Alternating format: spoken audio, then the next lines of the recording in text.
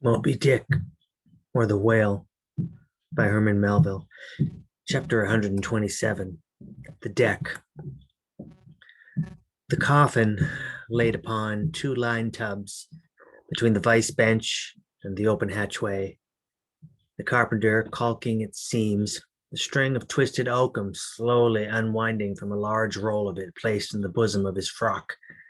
Ahab comes slowly from the cabin gangway and hears Pip following him. Back, lad. I will be with ye again presently. He goes. Not this hand complies with my humor more genially than that boy. Middle aisle of a church. What's here?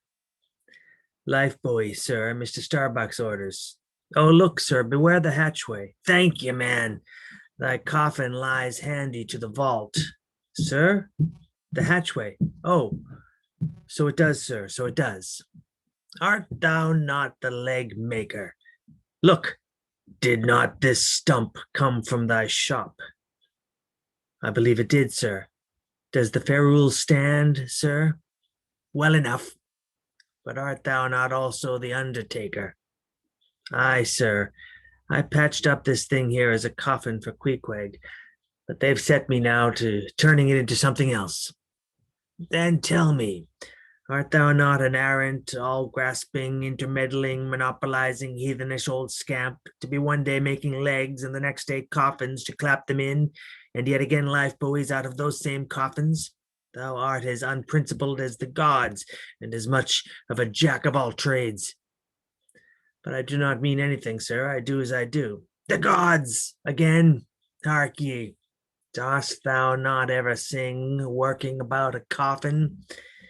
The Titans, they say, hummed snatches when chipping out the craters for volcanoes, and the gravedigger in the play sings, spade in hand.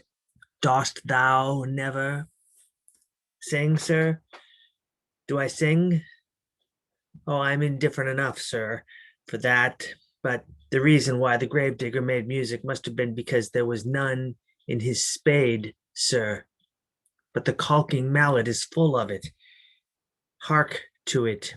Aye, and that's because the lid there's a sounding board. And what's in all things makes the sounding board is this: there's naught beneath.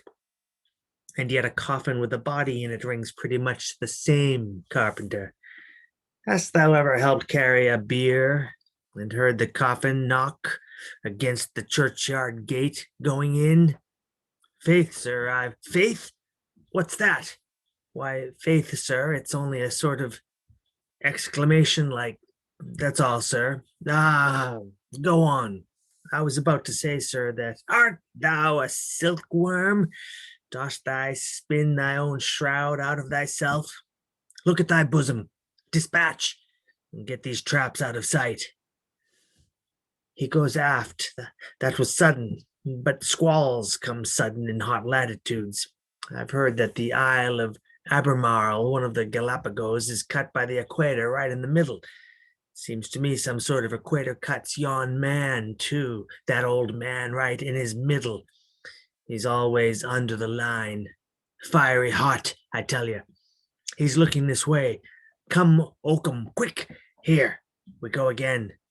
This wooden mallet is of the cork, and I'm the professor of musical glasses. Tap, tap. Ahab to himself.